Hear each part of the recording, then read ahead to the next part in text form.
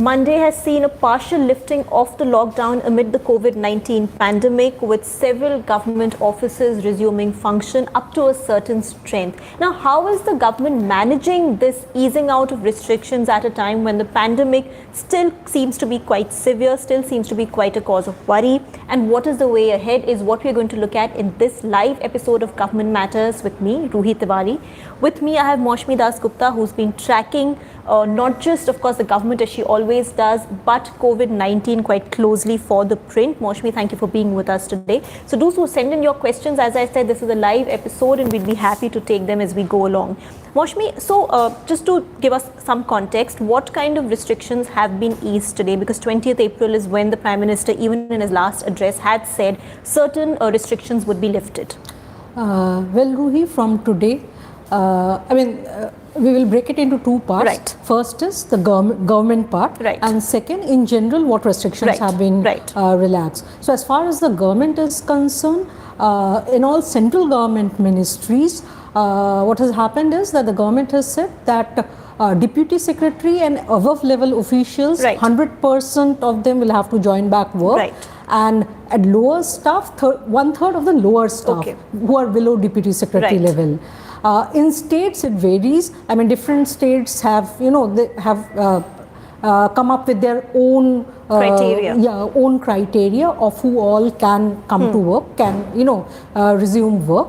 Other than the government also, exempted more categories of economic activities that can start operation from right, today. These include industry, manufacturing units in SEZ areas, industrial hubs, industrial units in the outskirts of the city, right, then farms, farm and agriculture related activities, right, and Narega work. Right. So these will be allowed only in districts which are in the green zone, right, where no cases or very low incidence of COVID-19 cases have been reported. Right. Again, this is a very dynamic thing. I mean, depending on improvement that right, say shows, they can bring in more districts where such exemptions can be given. Right. Now, as you said, let's break it down between government and other activities. So let's begin with the government. How are they ensuring social distancing, or how are they ensuring safety of their staff, given, as you mentioned, 100% of deputy secretary and above rank officers have to come to office, and below that also it's 1/3 of the staff?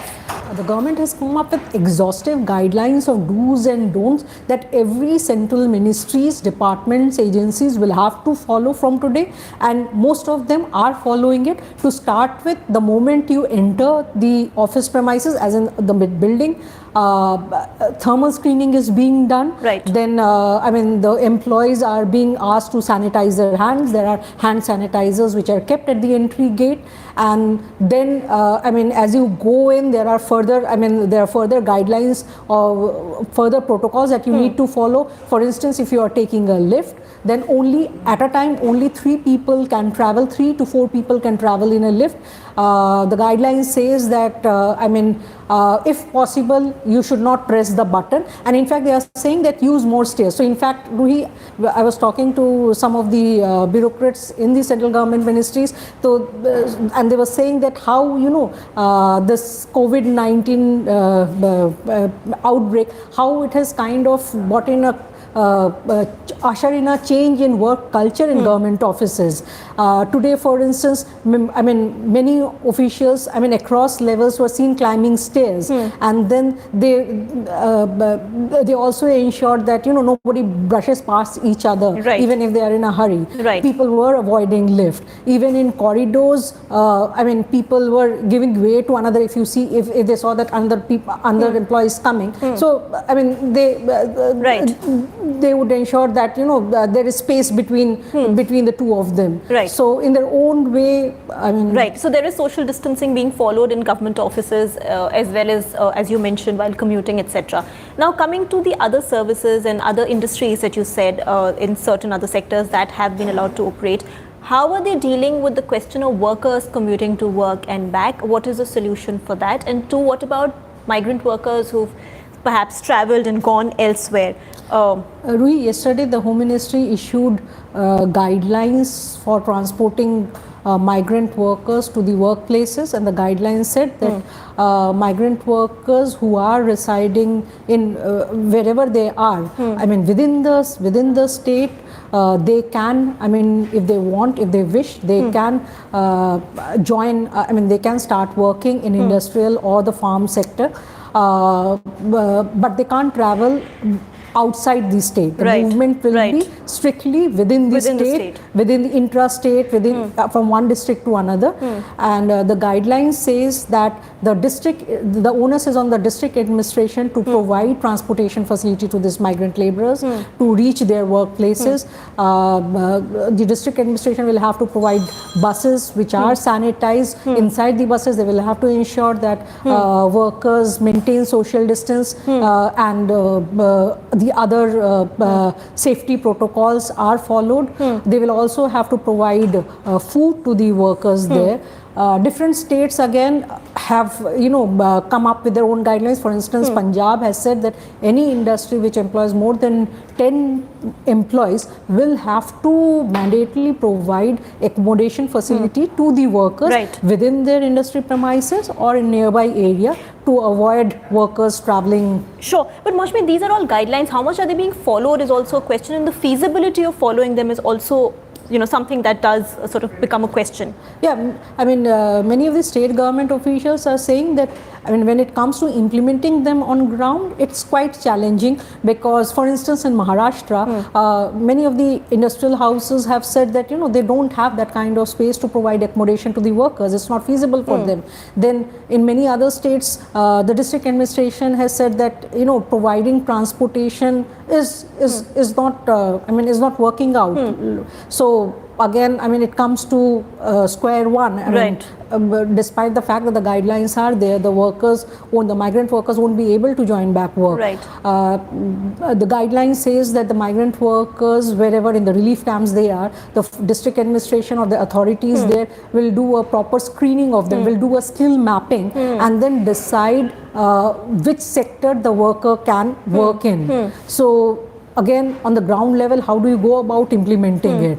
And then how do you, if you know that a XYZ worker can work in a construction sector, so whether there is an industry nearby. So, I mean, it's very difficult. There are practical difficulties, officials said, of implementing these guidelines in the ground level. But today is the first day. So. And I suppose the guidelines are important to ensure that this doesn't get worse and the pandemic doesn't sort of start spreading and spiraling out of control. Well, there are some viewer questions. Let me begin by taking them. Padmalaya wants to know, what is the basis of allowing and not allowing relaxations? Is it purely health driven, or is it an economic or factor of the economy?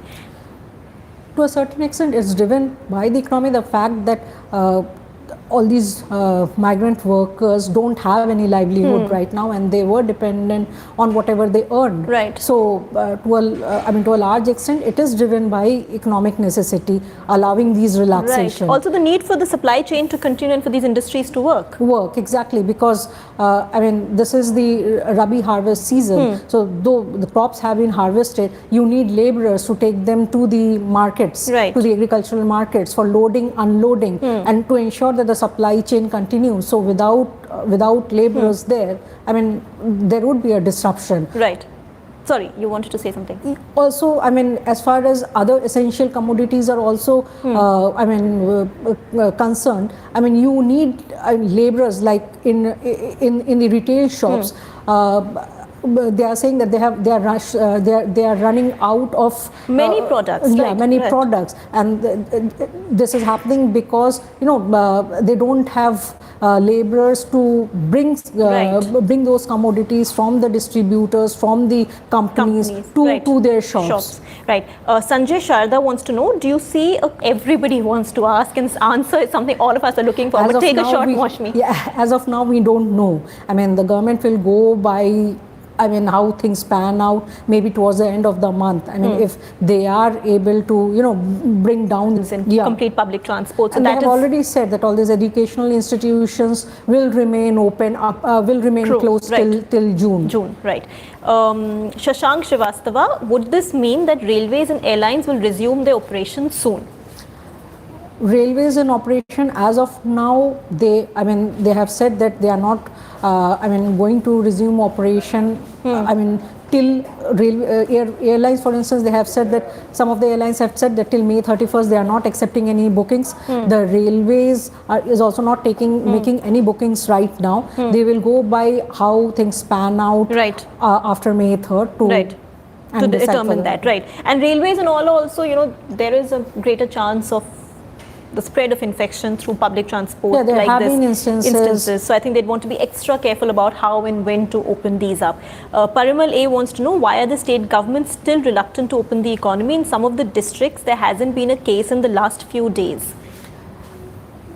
Districts are reluctant, Ruhi, because there have been cases in the last 1 week where people who don't have any symptoms, asymptomatic, there have been a number of cases where the person is asymptomatic, but you passed it on to someone, and the person has passed on the infection to other people. So to ensure that doesn't happen in Delhi, for instance, and that is a bigger worry, because you don't even know if you are carrying the virus because you don't show any symptom, and you mingle around normally like you did earlier, and you might be spreading the virus. So the states are worried on this count, and that is one of the reasons that they are going slow on opening up. See, the point is, I think even if you've not had a case in the last few days, you want to err on the side of caution than be adventurous and risk a relapse or an increase or a spurt in the number of cases.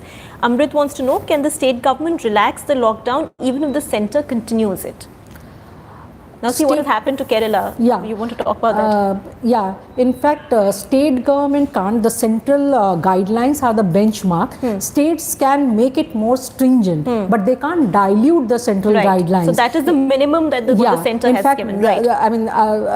That's a bone of contention that has happened between the central government and the Kerala government, where the Union Home Secretary last night wrote to the Kerala government saying that the Kerala government has allowed lot of activities to resume from today, and the centre has said that you can't, because these are the central guidelines, and you can't go ahead and dilute them. There is another question. What kind of activities do you think will open up post May 3rd? Is it possible that limited public transport will be started, like cab aggregators, Ola, Uber, etc.? As of now, again, there is no clarity. There were some talks going on that when the lockdown is extended beyond April 14th, cab aggregators would be allowed, but the government did not permit it. So as of now, it's not very clear whether taxi aggregators or limited public transportation services would be open post May 3rd. Right. Now, Moushumi, I know, and we keep saying this, that only the virus knows when it's going to go away, and it's the virus that decides, etc., etc. Even the government can. But what is the thinking within the government? Because there must be a certain degree of anxiety, a certain degree of worry about the fact that the economy was anyway fairly in the doldrums, and now with this it has been pushed further back. So is there a certain outer limit that the government has in mind, that after this we have to open at least certain sectors up? It cannot continue like this. Ruhi, there have been talks going on in the government, and they're looking at various scenarios. They are saying that in the worst case scenario, the lockdown in certain, in a limited way, could continue up till June, because they are also concerned about its adverse impact on the economy. In fact, one of the reasons that the restrictions were lifted for certain categories of economic activities from April 20th was that it was driven by this concern. But as of now, nobody knows, how this COVID outbreak will pan out. But one thing is for sure, that the lockdown has helped contain the spread of the virus to the extent that would not have been possible if there was no lockdown. Right. Well, there is a question from Shara, but I think we've taken most of it, because it says, how does the government plan? What does the government plan to do after the 3rd of May? Will there be a partial lockdown? But the number of cases are rising in India, so I think you have kind of answered this question in the previous through your previous responses. Well, we are running out of time. There are some questions we were unable to take, but we hope to respond to you through YouTube or take your questions in the next episode of Government Matters. Thank you so much for watching, for sending in your questions. Don't forget to subscribe to our YouTube channel.